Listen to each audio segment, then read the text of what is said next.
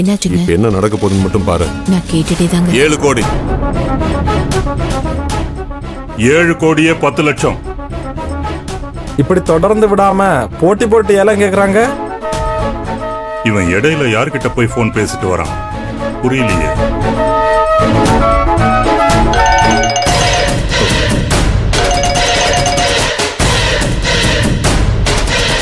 Hello, good morning sir. யோ பிரம்மா, எங்கேயா இருக்க? அது வந்து சார், ஒரு முக்கியமான பர்சனல் மீட்டிங்ல இருக்கேன் சார். அந்த வெங்காய பர்சனல் மீட்டிங் எல்லாம் எனக்கு தெரியும். டியூட்டி டைம்ல என்னையா பண்ணிட்டு இருக்க? சார், ஒரு முக்கியமான விஷயம் சார். நீ ஒன்னும் பேச வேணாம், மரியாதையா அந்த இடத்த விட்டு கிளம்பி ஸ்டேஷனுக்கு போற வழியை பாரு. இல்ல கிளம்ப மாட்டேன், அங்கேயே இருந்து ஏலத்தை தான் நான் எடுப்பேன்னு முடிவு பண்ணா இன்னும் 1/2 மணி நேரத்துல சஸ்பெண்ட் ஆர்டர் வரும் உனக்கு. கவர்மெண்ட் ஆபீஸ் அதிகாரியா இருந்துட்டு டியூட்டி டைம்ல ஏலத்துக்கா போற இடியட். யோ என்னையா பதில காணோம்? கிளம்பிட்டியா இல்லையா? சார், இது இப்பவே கிளம்புறேன் சார். கிளம்பு. 7 கோடி 50 லட்சம்.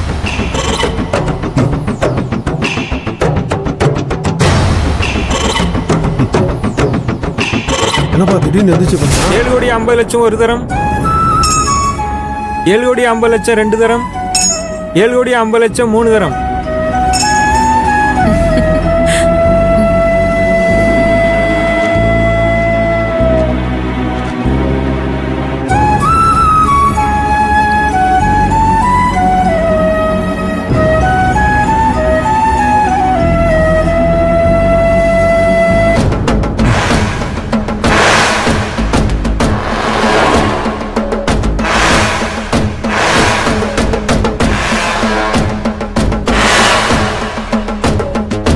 போலாமா?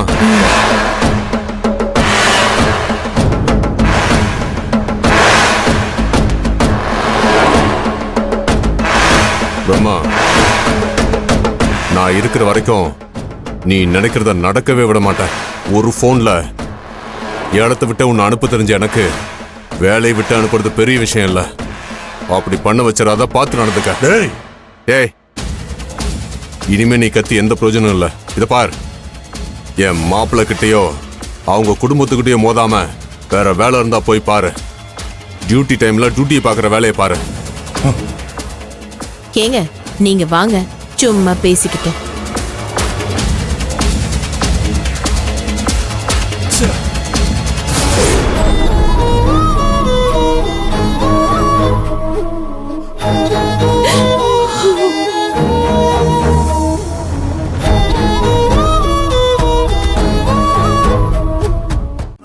நீங்க செஞ்ச இந்த உதவியை நாங்க எங்க வாழ்நாள் முழுக்க மறக்க மாட்டோம். குடும்பத்தோட எங்க போறதுன்னு தெரியாம இருந்த எங்களுக்கு கடைசி நேரத்துல கடவுள் மாதிரி வந்து காப்பாத்திட்டீங்க. ஏங்க எதுக்கு இவ்வளவு பெரிய வார்த்தையெல்லாம் பேசுறீங்க?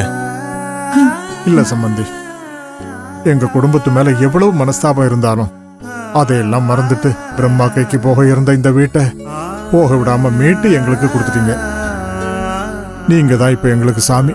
உங்களுக்கு ரொம்ப பெரிய மனசு.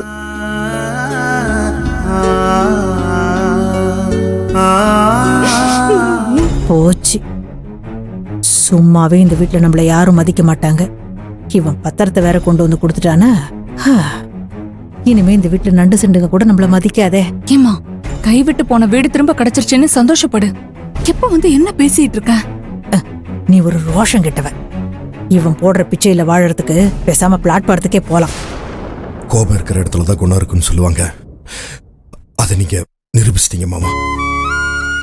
என்னதான் எங்க குடும்பத்து மேல கோபம் இருந்தாலும் எங்களுக்கு ஒரு அவமானம் வரும்போது எங்களை விட்டு கொடுக்காம காப்பாத்திட்டீங்க. ரொம்ப நன்றி. என்ன மாப்பிள்ள இது? எதுக்கு இதெல்லாம் தேவையில்லாம பேசிக்கிட்டு? உங்களை நிறைய முறை மரியாதை குறைவா பேசியிருக்கேன். ஆனா அதையெல்லாம் மனசுல வச்சுக்காம உண்மையாவே நீங்க பெரிய மனுஷனை காட்டிட்டீங்க. நீங்க செஞ்ச இந்த உதவி எப்பேற்பட்டதுன்னு உங்களுக்கு தெரியாது. எல்லாத்துக்கும் சேர்த்து இப்ப மன்னிப்பு கேட்டுக்கிறேன் மாமா. இந்த உதவிக்கு என்ன கைமாறு செய்ய போறோம்னு தெரியல. கைமாறுதான். எங்களுக்கு கைமாறு பண்றதுக்கு உங்ககிட்ட ஒண்ணு இருக்கு.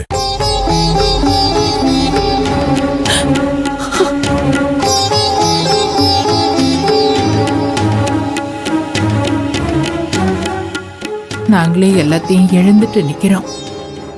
இப்போ உங்களுக்கு கொடுக்கறதுக்கு எங்ககிட்ட என்ன இருக்கு சம்பந்தி? அப்படி ஏதாவது இருந்தா சொல்லுங்க சம்பந்தி, உங்களுக்கு செய்யறதுக்கு நாங்க கடமைப்பட்டிருக்கோம். காலங்காலமா நீங்க வாழ்ந்த வீட்டை உங்களுக்கே நான் மீட்டு கொடுத்துட்டேன். அதுக்கு பிரதி உபகாரமா சொல்லுங்க மாமா, நாங்க என்ன செய்யணும் சொல்லுங்க.